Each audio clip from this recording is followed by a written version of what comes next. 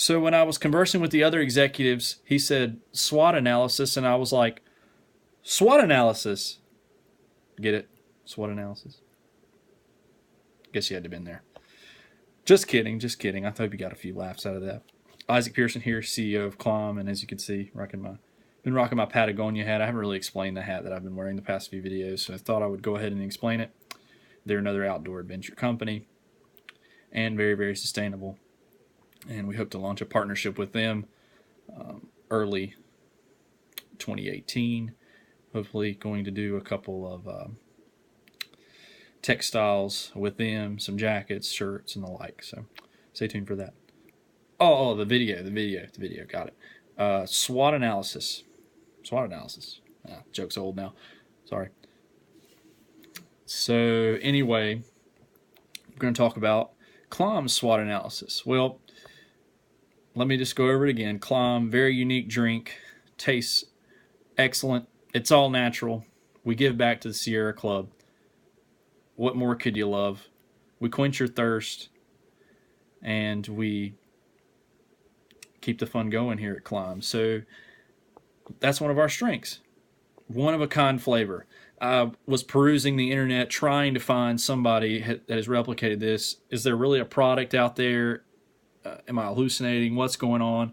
There wasn't anything out there, so it was kind of hard to find direct competitors, but I gave it my best shot and found some energy drink competitors, fruit juices, your sports drinks, e.g. Gatorade, Powerade. There was even one called Lucozade in the UK, which was kind of cool, which it was like 380 milliliters, which is around 12.84 ounces if you convert it over. So I had to do that for another part of the project. Anyway, that's besides the point. Let me get to the SWOT analysis. One of a kind flavor was one of our big strengths. A lot of real fruit was another big strength. Giving back a portion of the Sierra Club, a huge strength. No artificial sweeteners. A couple weaknesses, maybe too unique. Doesn't have a lot of caffeine. It has no caffeine, rather. No ginseng or anything like that, so people might be looking for a caffeine or a quick energy fix. They can get it with our drink, but they might be skeptical as to how we're getting it without those sort of artificial products. Does not have as much fruit and nutrition as V8, which is our main competitor, and we'll get to that in just a second. Might be hard to mass market something organic, although it's been done and it's getting even more ubiquitous. Even Food Line's starting to get some organic stuff. That's just off the top of my head there. Opportunities, we could be a brand leader. We could forge new territory, no pun intended there. Younger demographic, if we get a younger demographic, they will build brand equity, brand loyalty, and they will continue to consume the product as they age. And people are going to be willing to give back if it means paying a little bit more up front. Sort of like paying it forward, paying it to the Sierra Club. We don't receive any of that money that we have already allocated towards the Sierra Club. And it's a portion of that purchase price goes directly to them. Then we obviously have this is the existential question in marketing. Do we actually segment our market, or do we need to go mass market? What do we need to do? Do we need to build loyalty first in our segment, or do we just need to go ahead and mass market it? There's so many, and I call them quasi-energy drinks, quasi-healthy drinks en masse, meaning, everywhere. And millennials could easily be swayed by an even cooler, more popular drink. Or they might just go with what they know, like a heuristic. Oh man, I'm thirsty. I need some energy. Bam, Gatorade. Bam, I'm looking for something healthy. V8. So we're trying to contravene from the status quo per se of let me just grab a Gatorade. Let me just grab a Powerade. We're trying to hit a niche with millennials and it being healthy. So we are going to do our best and bust our tails and get it done. For V8, the strengths here, many different flavors of vegetable juices. Panoply of flavors. Their parent company is Campbell's, so they have a huge distribution network, and that's something that we're going to have to compete with, maybe not directly, but through various other means. High brand equity among purveyors of the drink. People would rather drink than eat their vegetables, so it's going to be a no-brainer if you got vegetables versus V8. So we're going to have to compete with that segment.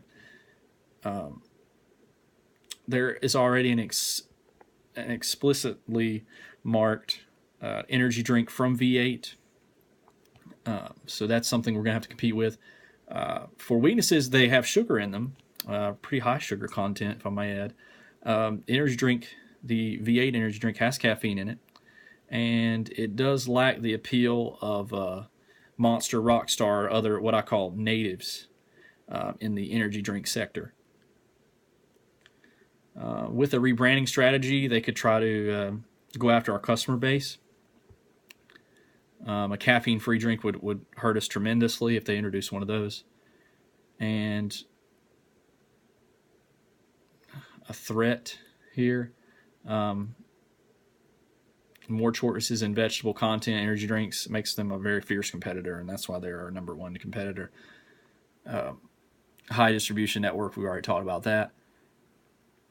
And women, V8's target market, would select V8 over KLIME due to sheer familiarity, and we need to definitely expand and market more to women, and that's something that I'm currently working on with our marketing team and with various other arms of our corporation. So with that being said, see if I'm missing anything else. Another opportunity that I didn't touch on for V8 was if they had a drink that was marketed with low sodium, that could be introduced towards millennials. And I can speak for my generation. I don't want to directly do it, but as a millennial, let me just speak for myself here.